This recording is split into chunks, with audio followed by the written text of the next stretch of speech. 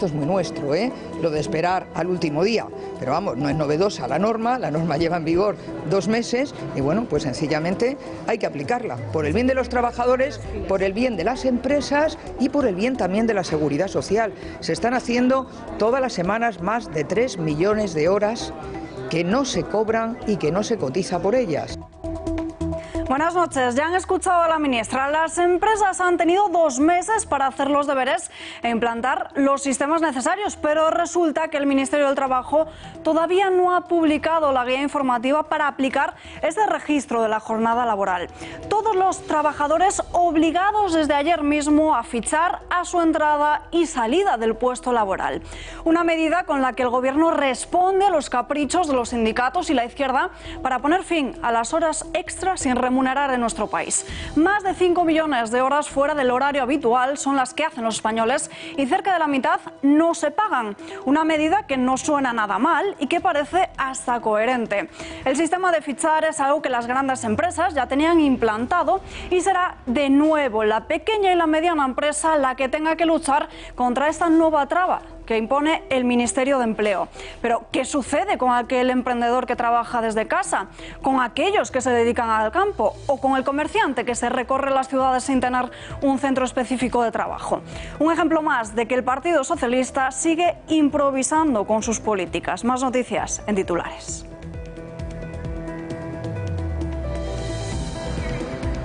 Vamos ya con nuestros titulares. 3 asientos para el Partido Socialista, 2 para Podemos, 2 para PP y otros 2 para Ciudadanos. Es el acuerdo que la socialista Adriana Lastra estaría a punto de cerrar para la mesa del Congreso de los Diputados. Una mesa con la que pretenden garantizarse la mayoría de la izquierda. Al tiempo, Pablo Iglesias insiste en entrar en el Gobierno. Estoy convencido de que vamos a gobernar juntos. Pero ese punto de llegada va a implicar un proceso que va a ser largo. No está garantizado que Miquel Iceta pueda llegar a convertirse en el presidente del Senado, pero parece que Ciudadanos, los grupos separatistas, ya han salido de su firme negativa. Esquerra pide que visite a los golpistas encarcelados para lograr así su respaldo. Ha habido socialistas que han hecho esas visitas, pero yo como primer secretario del PSC no voy a hacerlo por cuanto alguien pudiera pensar que eso es un gesto de apoyo a lo que hicieron. Y por lo tanto yo no pienso hacer esa visita que se sugiere o se indica ahora. 100.000 euros en intereses después de pagar el impuesto de sucesiones. Es la cuantía económica que Hacienda solicita a la familia de Francisco Carnice. Un impago por el que a punto estuvieron de perder su casa. En este informativo viajamos hasta Sevilla para hablar con Francisco y también tendremos a un experto para saber todos los aspectos jurídicos de este impuesto. Segundo caso que conocemos, detenida otra madre de infancia libre por ocultar 2 años a su hija. La menor no aparecía escolarizada en ningún centro desde 2017, ni tampoco constaba ninguna visita médica en algún centro sanitario público. Tras este último escándalo de secuestro, Podemos defiende a Infancia Libre. Nos hemos reunido en diversas ocasiones con la Asociación Infancia Libre, como está en los medios de comunicación. Eso no quiere decir que las personas de Infancia Libre sean nuestras asesoras. Combatir desde las instituciones el abuso sexual infantil es una tarea prioritaria para todas las instituciones, pero desde luego que lo es para un proyecto como el de Unidas Podemos. 8 heridos, 4 de ellos agentes y un inmigrante detenido por atentados contra la autoridad. Así se ha terminado el nuevo salto masivo de inmigrantes en la valla de Melilla. Un centenar de ellos intentaban entrar en territorio español en la jornada de ayer, pero solamente la mitad lo lograron. Reabierto el caso de Julian Assange por presunta violación al entender que su situación personal ha cambiado al no estar bajo asilo político y que las sospechas son sólidas. Al tiempo, el gobierno de Ecuador ha anunciado que entregará al país de Estados Unidos todos los documentos que Assange se habría dejado en la embajada.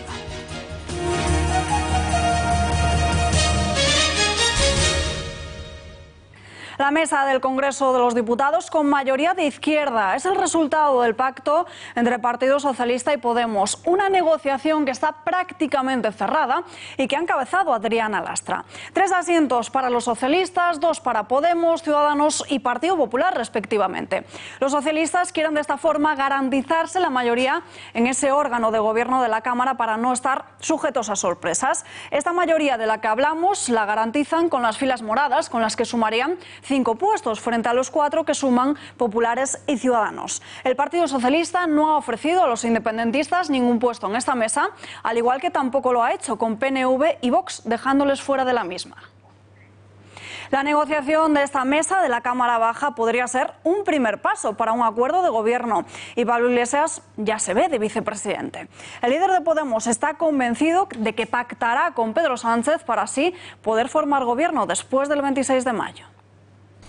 Estoy convencido de que vamos a gobernar juntos, pero ese punto de llegada va a implicar un proceso que va a ser largo, que va a iniciarse además después de las elecciones autonómicas, municipales y europeas, y que va a implicar trabajar muchas horas, dedicar muchísimos esfuerzos. Habrá momentos mejores, habrá momentos peores en ese diálogo y evidentemente habrá muchísimas presiones. Esto desde Podemos porque en el actual Ejecutivo en funciones prefieren no mojarse. Hablan de lo que quieren evitar, pero de momento no concretan cómo hacerlo. Yo de lo único que estoy convencida es de que hay que trabajar para que el Partido Socialista tenga una nueva victoria electoral el día 26, que nos seguimos jugando muchas cosas, entre otras, que donde las derechas sumen, gobernarán, y por tanto en lo que estamos es en una campaña electoral, trasladando nuestras respuestas y nuestros objetivos, y en eso es en lo que estamos los socialistas. Al tiempo que el socialismo impone un cordón sanitario a la derecha, el Partido Popular sigue la estrategia, pero contra Vox y Ciudadanos. De nuevo, Pablo Casado apela al voto útil, al voto del miedo. Y ofreció un pacto a Ciudadanos en el Senado y hice que en alto una reflexión de que Vox debería plantearse si en alguna circunscripción todos sus votos no iban a conseguir escaño. Por desgracia, el tiempo me dio la razón. Los constitucionalistas que no somos de izquierdas hemos sacado más votos que los de izquierdas que querían pactar con los independentistas. Y sin embargo hemos sacado muchos menos escaños. Y eso es el primer mensaje que quiero mandar para las elecciones municipales y autonómicas para que no volvamos a equivocarnos. No digo los votantes, que hay que respetar su decisión, sino los políticos. Mientras tanto, continúa la pelea por ser líder de la oposición. Albert Rivera continúa erigiéndose como tal y promete mostrarse vigilante con el próximo gobierno. En la caza por el voto, el líder de Ciudadanos anuncia otra medida electoral. Nos han dado muchos escaños, es verdad que no nos han dado el gobierno ni la victoria, que se han dado a Sánchez e Iglesias, pero nos han dado un mandato de liderar un proyecto para España. Nos han dicho que lo hagamos desde la oposición. Nos han dicho que lo hagamos con firmeza. Y yo quiero que este país empiece a proteger a las familias en vez de machacarlas. Esa ley va a convertir a las familias monoparentales en las mismas condiciones que las familias numerosas. Y esa ley va a hacer que las familias que hoy tienen 2 hijos se consideren ya familias numerosas. Con toda una campaña por delante, empate técnico entre la izquierda y la derecha. Así se desprende de un sondeo de GAT3 para ABC que vaticina qué escenarios abrirían en la segunda vuelta electoral de finales de este mes de mayo. El Partido Socialista se haría con un 28% de las papeletas en las municipales en toda España, lo que supone un ligero ascenso con respecto a los comicios de mayo de 2015. Le sigue el Partido Popular, que caería abruptamente desde el 27% de los votos hasta el 19%, perdiendo de esta forma 8 puntos. Ciudadanos doblaría su electorado, conquistando a un 14% de los españoles. Unidas Podemos sería la formación escogida por un 9% de los españoles, manteniéndose más o menos estable con respecto a hace 4 años, y Vox conseguiría un 5,5% de los votos. Ciudadanos dijo no a sumar con el PSOE aunque los números fuesen favorables para las generales, algo que de momento parecen estar cumpliendo. Desde el PSOE esperan que ese veto no esté presente de cara a la nueva cita con las urnas. Yo no entiendo mucho de política, pero me he fijado mucho. Y me he fijado lo suficiente para saber que después de las elecciones nos da un ataque de realismo extraordinario. Todas las grandes frases que hemos dicho para la humanidad cuajan de un modo muy definido. En un desayuno informativo, la cabeza de cartel de Podemos para la Comunidad de Madrid ha recordado que el PP lleva 24 años gobernando en la comunidad con una mochila cargada de casos de corrupción. Isabel Serra ha señalado directamente a Díaz Ayuso, acusándola de ser el contacto del conseguidor de la Púnica. La señora Isabel Díaz Ayuso, que se formó en política mientras era el contacto del Partido Popular del conseguidor de la Púnica, Alejandro de Pedro, al que le hacía favorcitos.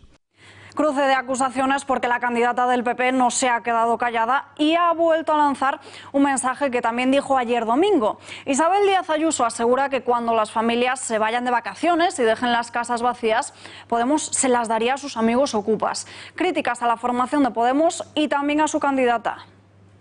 Isa Serra, antes de entrar en política, hace muy poco, que lo único que he conocido de ella y que se ha visto es que quemaba cajeros automáticos. Ahí tienen ustedes los vídeos para verlo y ver cómo se organizaba con un grupo de compañeros, amigos o lo que fuera para hacerlo. Y no creo que quemar cajeros sea la solución a ningún tipo de problema, ni creo que sea el mejor bagaje político para alguien que aspira a presidir una comunidad. Todos se pelean por el voto y porque la papeleta depositada en las urnas sea la suya. La candidata popular a la alcaldía de Valladolid intenta recabar ahora el voto taurino. Para ello anuncia que si llega al consistorio abrirá una escuela taurina, su apoyo a la fiesta de los toros, la recuperación del trofeo de San Pedro regalado o la celebración del primer congreso internacional en esta materia. Asegura Pilar del Olmo que apoya al mundo taurino porque es una manifestación de arte que genera empleo y riqueza en Valladolid. Mientras unos hacen promesas electorales, otros recurren al reggaetón. Un tema versionado de Bad Bunny como banda sonora de la campaña electoral de Más Madrid que vaticina que la derecha palma. Si sabe que el PP lo ha hecho fatal, que ellos son así y no van a cambiar. Si sabe que el recambio no funcionará, escúchate bien esto que te voy a contar. En estas elecciones sal a votar, pero no los de siempre. Damos de suerte la oportunidad para que mande la gente. Dile que no vuelvan jamás, dile que se vayan para atrás, que se dejen de promesas.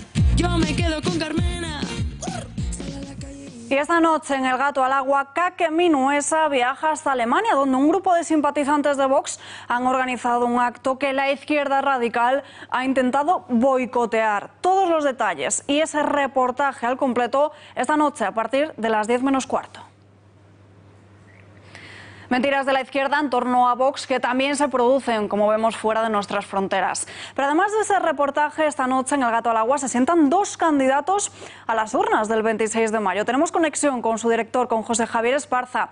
¿De quién estamos hablando? Muy buenas noches.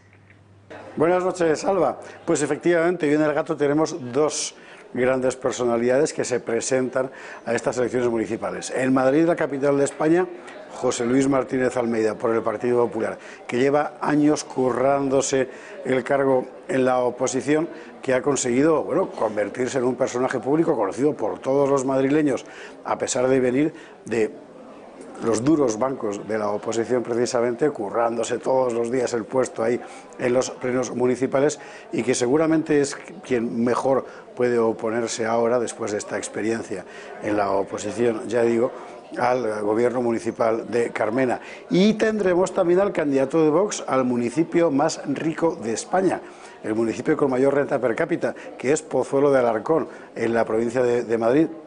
Ese candidato es Juanjo Aizcorbe, que ha estado en las elecciones pasadas, de las legislativas, en Barcelona, de donde él es natural, vive en Pozuelo de Alarcón y se presenta como candidato de Vox a la alcaldía de Pozuelo de Alarcón. Con los dos vamos a hablar fundamentalmente de política municipal, esa que todos los días afecta, a veces como gota malaya, a los ciudadanos.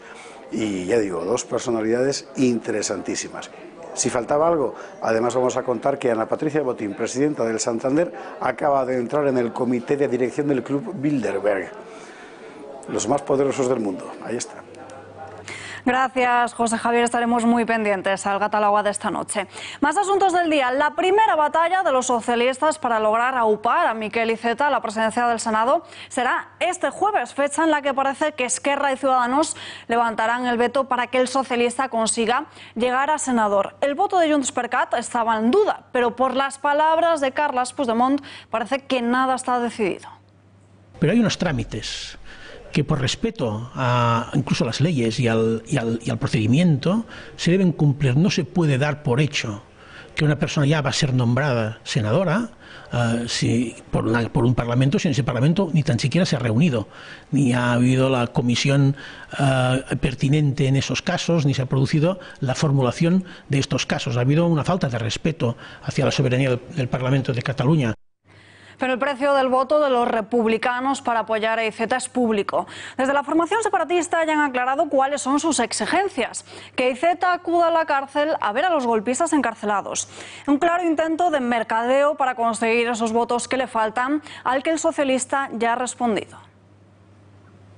Ha habido socialistas que han hecho esas visitas, pero yo como primer secretario del PSC no voy a hacerlo por cuanto alguien pudiera pensar que eso es un gesto de apoyo a lo que hicieron. Y por lo tanto yo no pienso hacer esa visita que se sugiere o se indica ahora. Llegan los compañeros de Carme Forcadell al juicio del golpismo catalán. Entusiasmo, ambiente festivo y sin violencia. Es el mantra de los separatistas que se ha vuelto a repetir una jornada más.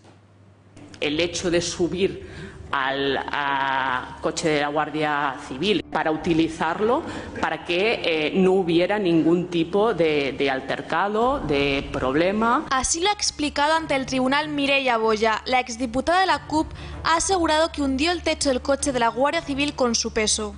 Si con mi peso pues contribuí a chafar un poco el capot del coche de la Guardia Civil, pues seguramente sí. Cabe recordar que la exdiputada está procesada por el Tribunal Superior de Justicia de Cataluña por desobediencia, por lo que ha decidido acudir con su abogado.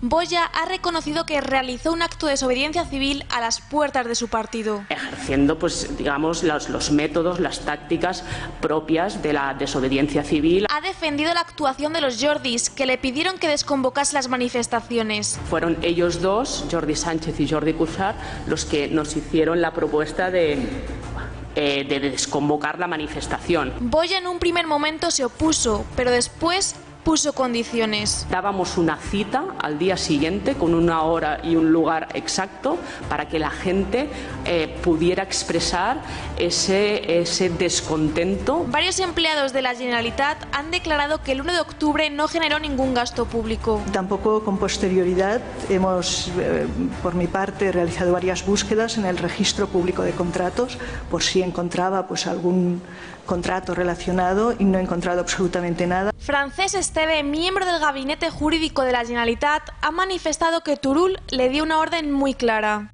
Que por parte del gabinete jurídico se garantizara en todo momento y se facilitara la actuación policial, judicial en todos los departamentos que estaban siendo objeto de registros. Termina así una nueva sesión de juicio a la que ha asistido como público el exlendakari Juan José Ibarretxe.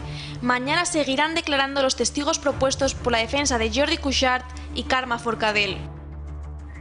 Varios heridos en Gerona tras un enfrentamiento por la retirada de lazos amarillos. Los hechos ocurrían ayer a mediodía en el pueblo de Verges, cuando un grupo de personas llegó para retirar las esteladas de las farolas públicas y también los lazos amarillos. Un hecho que ha cabreado a los separatistas, provocando que estos fuesen a recriminar a los constitucionalistas su actitud y terminando con insultos, empujones y agresiones. La policía de la Generalitat ha abierto diligencias sobre este suceso y sus agentes han informado a los agredidos de su derecho a presentar denuncias.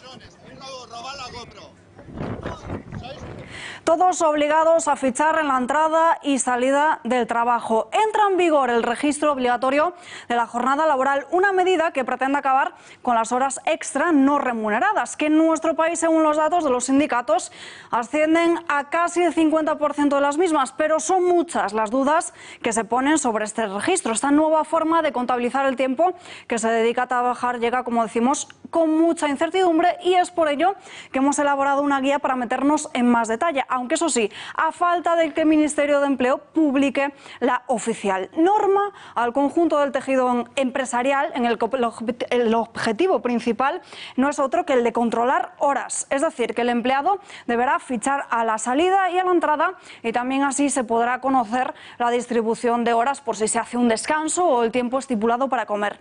La ley establece que recae sobre el empresario la responsabilidad de llevar un registro y que deberá guardarse durante los próximos, ahí lo vemos, 4 años. Pero ¿cómo se va a llevar a cabo este registro horario? Pues debe acordarse principalmente entre los trabajadores y la empresa, ya que el estatuto no impone un modo de fichar. Los modos van desde los más modernos, como por ejemplo la huella, aplicaciones para el móvil o la tarjeta, hasta los más básicos, los de toda la vida, con papel y hoja a modo de Excel. Pero ¿afecta a todos los trabajadores por igual? Pues la respuesta es negativa. Todas las empresas deberán implantarlo, pero el asunto cambia si hablamos de los autónomos. Aquellos que no tengan empleados no estarán obligados a llevar la cuenta, pero los que tengan trabajadores a cargo sí deben llevar a cabo un control de jornada, pero no de ellos, sino de sus asalariados. Y sigamos viendo más claves de esta guía. La pregunta del millón: ¿habrá multas? ¿Hasta cuánto ascienden? Pues la norma parece bastante clara sobre la cuantía. El incumplimiento de la obligación de registrar la jornada puede acarrear sanciones desde los 626 hasta los 6.250 euros, pero la incertidumbre es ¿a partir de cuándo se llevarán a cabo estas sanciones? Porque el Ministerio de Empleo parece que será flexible en las primeras semanas, pero no ha aclarado cuánto tiempo se dará de margen. Muchas dudas, como decíamos. Las asociaciones y organizaciones empresariales han puesto el grito en el cielo ante las numerosas preguntas sin responder. Y el problema llega, por ejemplo, a los autónomos, pequeñas y medianas empresas, a aquellos que no tienen un centro específico de trabajo o, por ejemplo, a aquellos que se dedican al campo, que dedican normalmente más horas que en cualquier otro puesto. Múltiples preguntas en lo relativo también al teletrabajo o los horarios flexibles, por lo que podría aprobarse alguna normativa adicional específica relativa a este registro de estas jornadas especiales.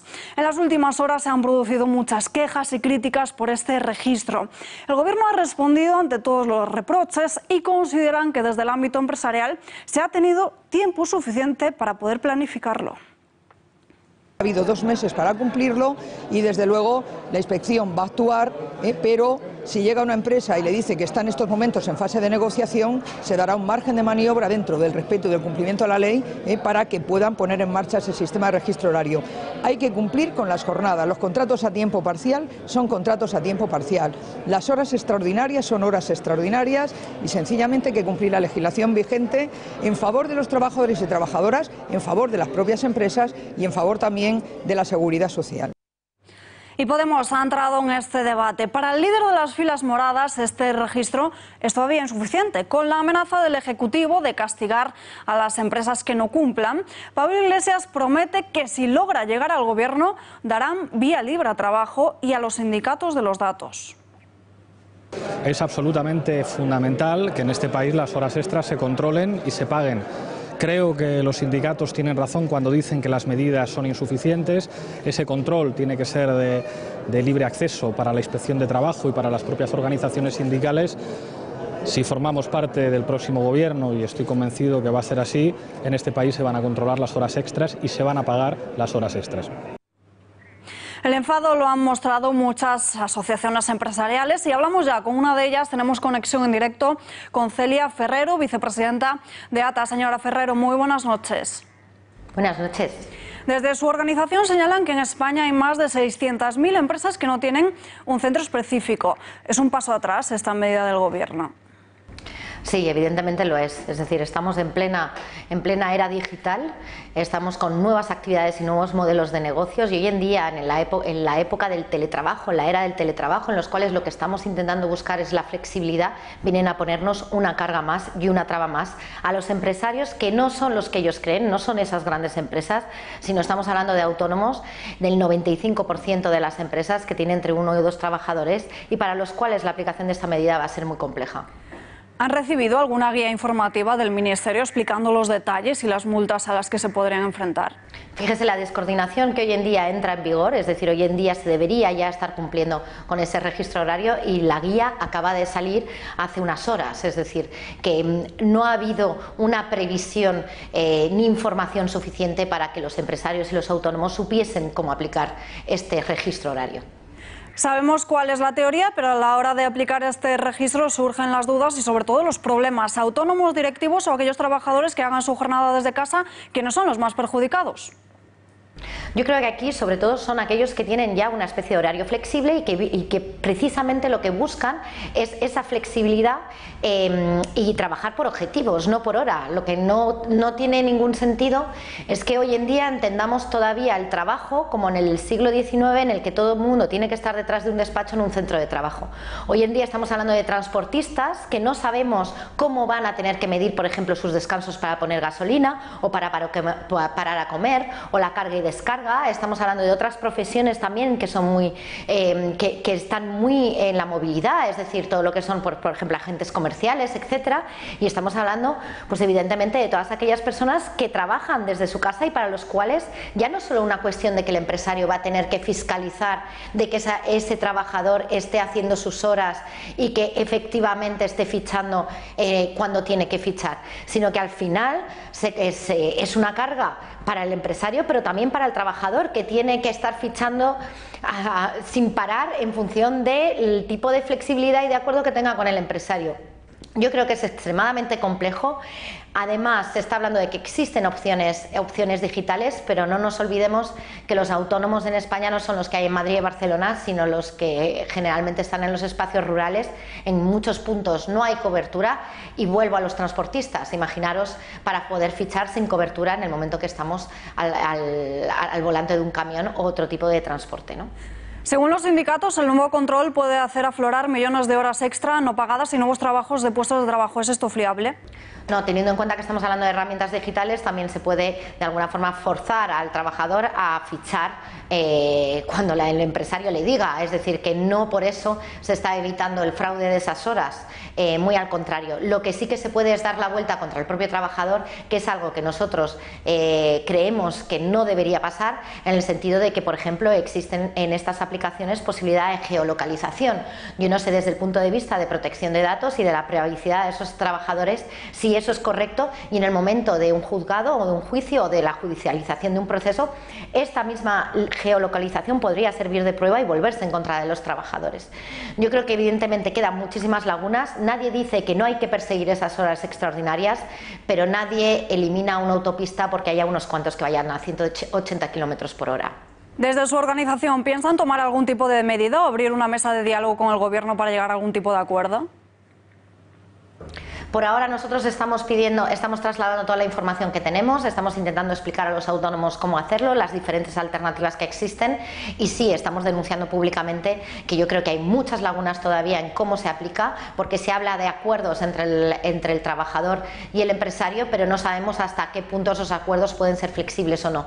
Entonces, veremos ahora con la guía si se aclaran esos temas y cómo se puede hacer. Pero en todo caso creemos que se ha creado muchísima confusión y que esto es una carga más que ya tienen suficiente los autónomos, no solo con vender sus productos y servicios, sino también con la gestión propia del negocio, encima ponerle pues una obligación más, ¿no? Celia Ferrero, gracias y muy buenas noches.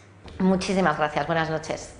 Los pensionistas vascos continúan como cada lunes en las calles. Miles de personas se han manifestado en las 4 ciudades del País Vasco en defensa de un sistema público de pensiones. Bilbao, Vizcaya, Guipúzcoa y Álava han sido una vez más los puntos en los que los jubilados han vuelto a congregarse para que las promesas se hagan realidad.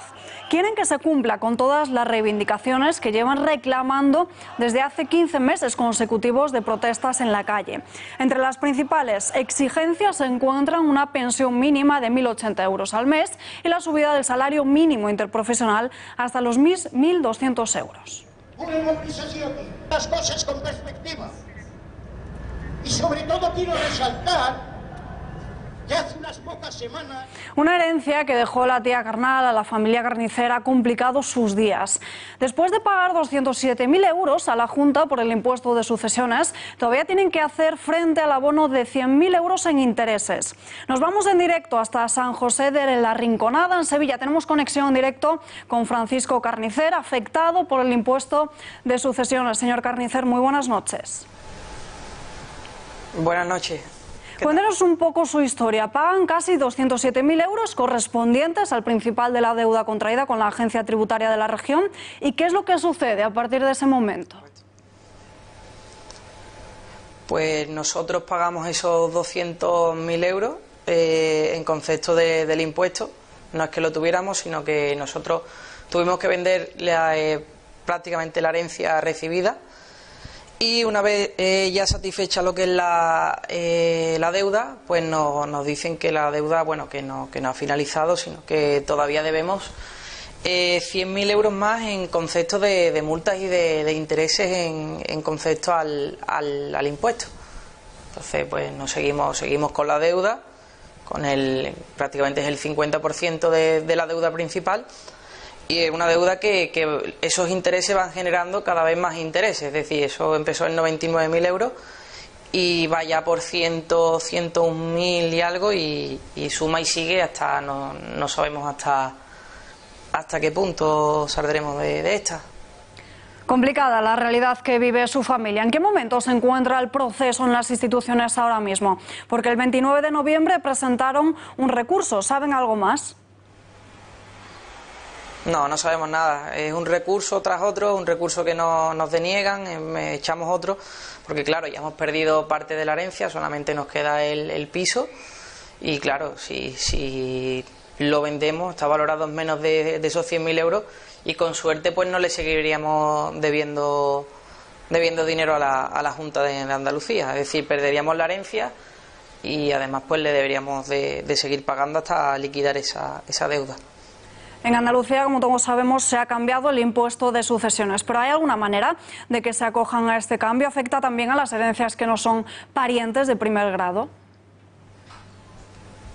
No, el cambio solo es de padre a hijo. Han dejado atrás lo que es el grupo 3 y 4, a hermanos, sobrinos, tíos. Todo ese grupo no tiene ninguna modificación en lo que es el impuesto y no solo eso, sino que nosotros hemos recibido pues el compromiso de que iban a revisar los expedientes. Yo mismo personalmente he tenido ese compromiso que solamente se queda en una palmadita en la espalda y ahí se queda. Nadie se preocupa si la deuda sigue engordando, si mi casa va a salir a subasta mañana, si no han hecho un embargo nuevo. Es decir, no... Para nosotros el impuesto sigue vivo. ¿A qué realidad se enfrentan día a día? Porque han estado a punto de perder su propio domicilio.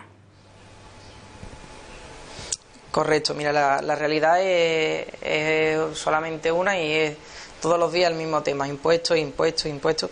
Embargos, pues prácticamente diríamos que semanales o mensuales como mínimo. De lo que haya en el banco, el coche embargado, las cuentas del banco embargadas, la beca mía de la universidad me la han quitado, la vivienda salió a subasta, lo que pasa que pudimos pagarla, vamos, vendiendo el inmueble este que teníamos, que por supuesto lo vendimos por debajo del precio que la Junta lo valoraba, demostrando así su inflación del precio, que no tenía nada que ver con el valor de mercado y bueno, pues esa es la realidad, hasta ver dónde llegará el impuesto, que vuelva otra vez a su valor inicial y bueno, pues otra vez no lo quitarán todo, digo yo. Si ustedes supiesen que iban a pasar por este calvario, ¿hubiesen renunciado a esa herencia? Es que eso es una pregunta que a mí me da mucha rabia, porque tengo que renunciar a algo que me pertenece, porque mi tía quería que fuese para mí, es decir, ella siempre me lo decía, dice, si te va mal algún día, pues vendéis el local, o bueno, ya vas a tener tu casa para irte con tu novia cuando pueda. porque tengo que renunciar a algo que nadie a ella le ha regalado y algo que no dejó con ninguna deuda, no me dejó dinero, solamente me dejó ese piso, ese local. ¿Y por qué por qué me tienen que obligar a renunciar? ¿A qué ha tenido que renunciar por recibir? ¿A qué ha tenido que renunciar por recibir esa herencia? Nos comentabas antes que le habían quitado esa beca que tenía en la universidad. Correcto, era una beca y, para una carrera, y bueno, se renunció a ella porque me ponía exceso de patrimonio. Es decir, por un lado la Junta me decía que yo tenía X patrimonio, que yo superaba el patrimonio que ellos marcan, pero por otro lado me estaban pidiendo 300.000 euros por el impuesto. Entonces no tiene sentido. Yo renuncié, bueno, ahora estoy trabajando, ayudando en casa y viendo de qué manera podemos salir de esto, porque ya hemos pagado el impuesto. Es decir, hemos pagado de más, porque el perito nos ha dado la razón en que esos valores están demasiado fuera del mercado, pero nosotros hemos pagado por lo que dicen ellos. Aún así, pues pagamos, bueno, nos piden ahora 100.000 más por multas y por no pagar a tiempo. Pues Francisco, le deseamos toda la suerte del mundo. Muchísimas gracias por atender a las cámaras de este informativo. Muy buenas noches. Nada, muchísimas gracias. Y seguimos hablando de este asunto en nuestra sección de tribunales con Fernando Fuster Fabra de Fuster Fabra Abogados. Muy buenas noches. Muy buenas noches. Bueno, acabamos de conocer este caso. Hablemos de herencia. ¿Qué obligaciones asume alguien que hereda tras el fallecimiento de un familiar? ¿A qué impuestos se enfrenta?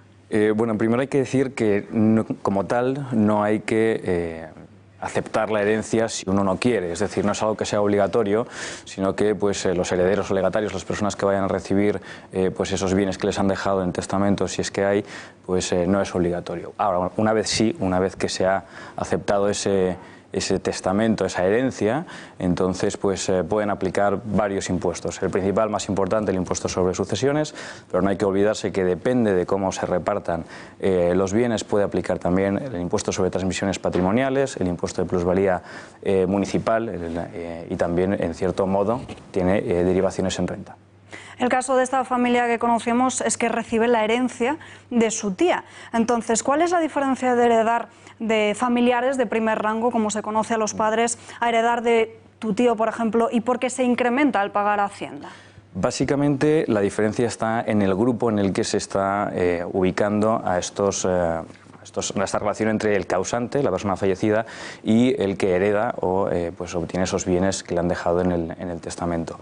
Básicamente los grupos 1 y 2 son los descendientes que están en primer grado, dependiendo de la edad, si son mayores o menores a 21 años, y luego en el grupo 3 sí entrarían pues estas otras relaciones familiares, pero que están en segundo o tercer grado, ¿no? A medida que nos vamos alejando en grados, es decir, si heredo de mi padre, pues estoy en el primer grado, si voy a mi abuelo ya estoy en el segundo, si voy a mi tía o mis tíos estoy en el tercero, nos vamos alejando, según nos vamos alejando, lo que hace la ley tributaria en este caso es penalizar. Es decir, es pues quitarle, por un lado, bonificaciones o posibles reducciones que pudieran tener y, por otro lado, incluso aumentando la cuota tributaria sobre la que se va a tributar. ¿Pero cómo se calcula este impuesto de sucesiones? El impuesto es un impuesto que es complejo, pero de todas maneras, en un esquema muy sencillo, lo que haríamos sería primero tener una lista de todos los bienes a los cuales hay que darles un valor. Luego, sobre eso, según las disposiciones testamentarias, cada heredero pues tributará en función de lo que le corresponde. Se aplican una serie de reducciones en función del parentesco, en función del tipo de bien que se esté obteniendo y después se aplica el tipo de gravamen. Como sabemos, hay una escala general que es estatal y luego las autonomías, las comunidades autónomas tienen la posibilidad de pues, acotar ese tipo de gravamen, del 7,65% hasta el 34%. Después, en función de la relación de parentesco, esa cuota se puede incrementar y del patrimonio preexistente que tenga cada uno de los herederos o legatarios que reciben esos bienes. Y luego después al final se aplican esas bonificaciones, famosas bonificaciones, como puede ocurrir pues en Madrid, como puede ocurrir en las Islas Canarias, como puede ocurrir ahora en el primer grado y segundo grado para la comunidad andaluza. El hecho de recibir una herencia, ¿cómo puede afectar en la declaración de la renta? El hecho de recibir en sí esos bienes vía herencia no afectan a la renta en el año en que se reciben. Por un lado, estamos viendo que los impuestos son incompatibles entre sí. Lo que ya se está tributando por sucesiones no se puede tributar en renta en ese mismo año. Ahora bien, el impuesto, el IRPF, es el impuesto sobre la renta de las personas físicas, quiere decir que a partir del momento en el que se entiende que ya tienes la propiedad de esos bienes, sean inmobiliarios o sean pues de tipo mobiliario, pueden ser cuentas corrientes, dinero en metálico, pues a partir de ahí esos rendimientos que generen esos bienes, que pueden ser pues los bienes inmuebles o, como hemos dicho, cuentas bancarias, a partir de ahí sí que se tendrá que tributar en renta, pero no por la posesión de los mismos en principio. Pues muchísimas gracias por estar aquí con nosotros. Muy buenas noches. Gracias, buenas noches. Este fin de semana se ha conseguido liberar a una pequeña de 10 años. La madre la tenía retenida desde el año 2017 y sin escolarizar. Un caso que sale a la luz gracias a las declaraciones de una asesora de Podemos que fue detenida semanas antes también por secuestrar a su hijo. Dos historias de denuncias falsas con un punto en común: infancia libre. La historia se repite. Esta mujer de la Asociación Infancia Libre vinculada a Podemos ha sido detenida por un caso de secuestro parental. Se trata de Patricia González. Desde hacía casi 2 años su exmarido no tenía noticias de la hija en común de 10, a quien se había llevado a esta casa en la Sierra de Madrid, en La Cabrera, donde la tenía sin escolarizar ni relacionarse con ningún otro niño. Patricia denunció a su exmarido por abusos sexuales a la hija en común, después de que él la denunciara a ella 2 veces en una semana por no dejarle verla. Se archivaron las diligencias, el forense aseguró que la menor estaba condicionada. Fue entonces cuando Patricia pasó a formar parte de Infancia Libre, la asociación dirigida por María Sevilla, quien a finales de marzo fue arrestada por un caso cortado por el mismo patrón. Ahora las dos están acusadas de secuestrar a sus hijos y de denunciar falsamente a sus exparejas. Intentamos buscar datos sobre su asociación, queremos investigar un poco más sobre Infancia Libre, pero es casi imposible. Su página web bloqueada, su Facebook hace días que no tiene publicaciones, sus datos de contacto no nos facilitan las comunicaciones. Parece que hayan querido desaparecer del mapa, nada sabemos sobre su financiación. Pero si nos remontamos 2 años atrás, febrero de 2017, Podemos registra junto con la Asociación Infancia Libre una batería de preguntas al Gobierno relativas a los datos estadísticos por abuso sexual infantil intrafamiliar. Aquí podemos ver cómo la asesora de la formación, María Sevilla, participa activamente en el Congreso mientras su propio hijo se encontraba secuestrado en su propia casa. Hoy la candidata de Unidas Podemos a la presidencia de la Comunidad de Madrid, Isabel Serra, ha admitido que su grupo ha mantenido reuniones con la Asociación Infancia Libre. Nos hemos reunido en diversas ocasiones con la Asociación Infancia Libre, como está en los medios de comunicación. Eso no quiere decir que las personas de Infancia Libre sean nuestras asesoras. Combatir desde las instituciones el abuso sexual infantil es una tarea prioritaria para todas las instituciones, pero desde luego que lo es para un proyecto como el de Unidas Podemos. Serra ha hecho mucho hincapié en señalar que van a seguir escuchando a Infancia Libre. Más ideología de género en los colegios de Madrid, impuesta por el Partido Popular. La comunidad acaba de aprobar un decreto por el que se establece el marco regulador de la convivencia en los centros. Lo más grave y alarmante es que se introduce en los colegios la obligatoriedad de la ideología de género y LGTB.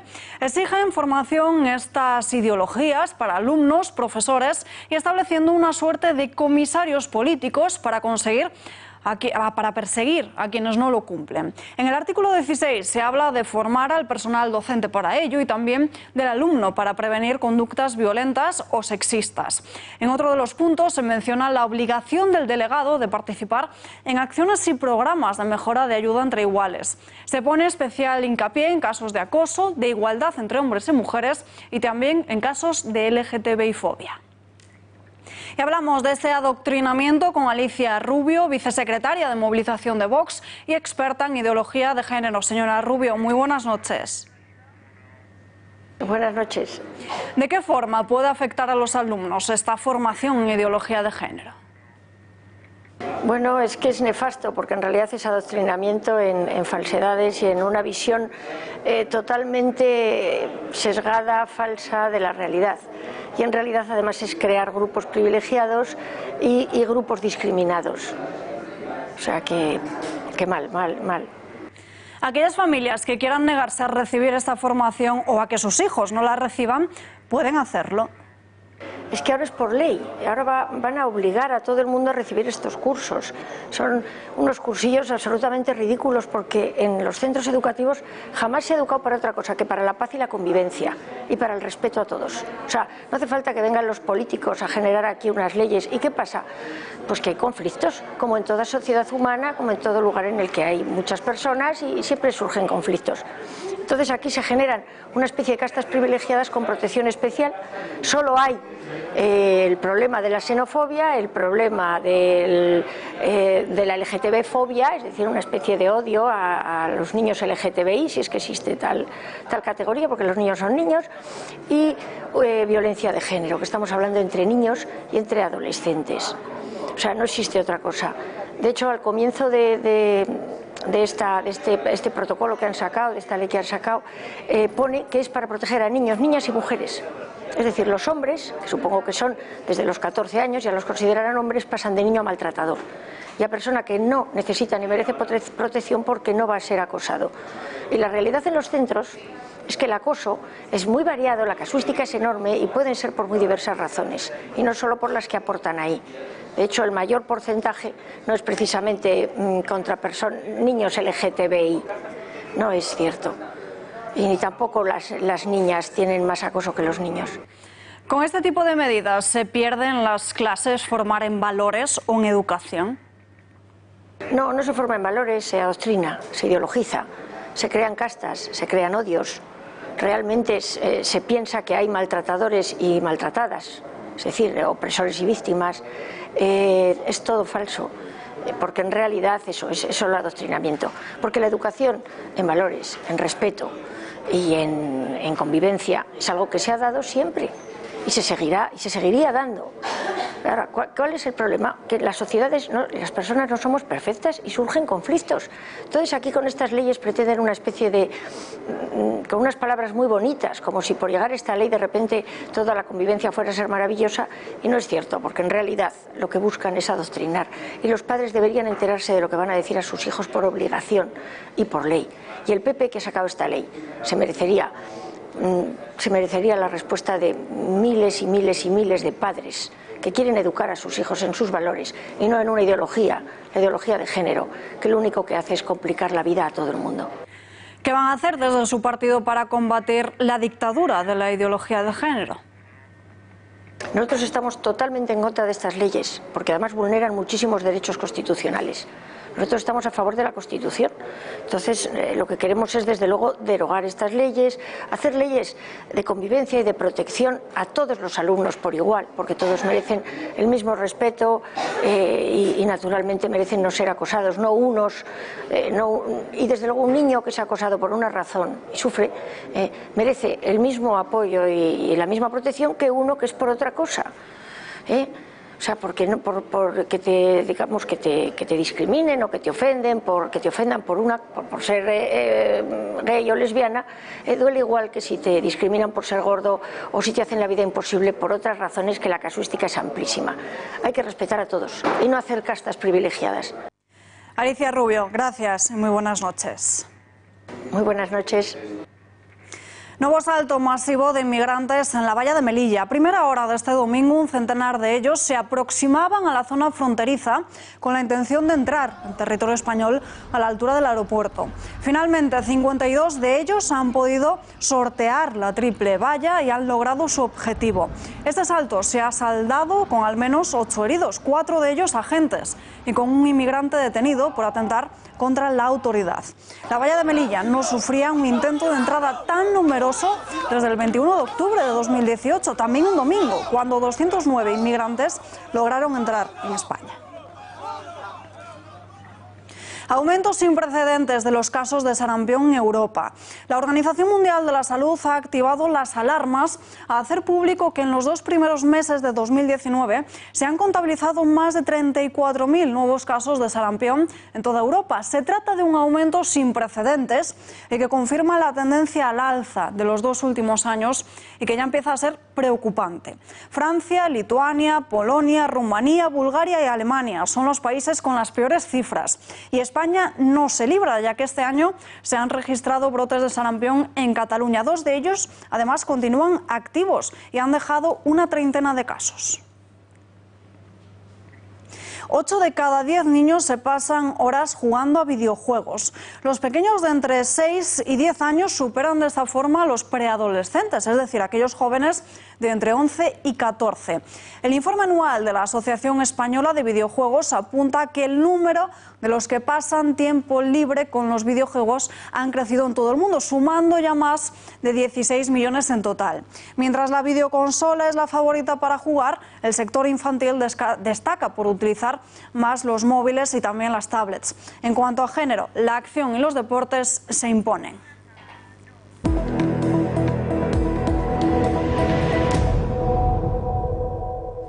Había sido archivado en 2017, pero la Fiscalía sueca reabre el caso de Julian Assange por presunta violación. Hace 2 años era imposible continuar con las investigaciones por estar recluido en la embajada de Londres. Pero ahora, sin asilo político y detenido en una prisión de Reino Unido, la Fiscalía entiende que las circunstancias han cambiado y aluden a la solidez de las sospechas contra el fundador de Wikileaks. Ahora mismo Assange está a la espera de que se resuelva una orden de extradición que reclama a Estados Unidos. El gobierno de Ecuador ha anunciado que entregará a este país, a Estados Unidos, todos los documentos, teléfonos móviles, archivos informáticos u ordenadores que Assange habría dejado en su estancia de la embajada. Washington acusa a Bruselas de violar los compromisos adquiridos a través de la OTAN y le advierte de que pone en peligro décadas de colaboración militar. Si la Unión Europea sigue sin contar con Estados Unidos, estos advierten de las posibles represalias. La tensión entre Estados Unidos y Europa aumenta. La Unión Europea ha dado el visto bueno a la creación del Fondo Europeo de Defensa, que financiará los proyectos armamentísticos europeos sin contar con la colaboración de países ajenos a la Unión Europea. Es decir, toda la actividad será adjudicada a empresas europeas. Este proyecto contará con 13.000 millones de euros para el periodo comprendido entre 2021 y 2027. Esta posición deja fuera del negocio a Estados Unidos, que es un país con fuerte presencia en el mercado europeo. El Departamento de Defensa estadounidense considera que el plan da marcha atrás a 30 años de cooperación transatlántica y que además crea una competencia innecesaria entre la OTAN y la Unión Europea. La administración Trump ve peligrar el dominio norteamericano en Europa y en otros países, por ello amenaza con imponer restricciones similares a Europa, lo cual dejaría a las empresas del viejo continente sin poder explotar los jugosos contratos americanos, cuyo gasto es 2 veces mayor al europeo. Sin embargo, este no es el único punto de desacuerdo entre Estados Unidos y Europa en los últimos tiempos.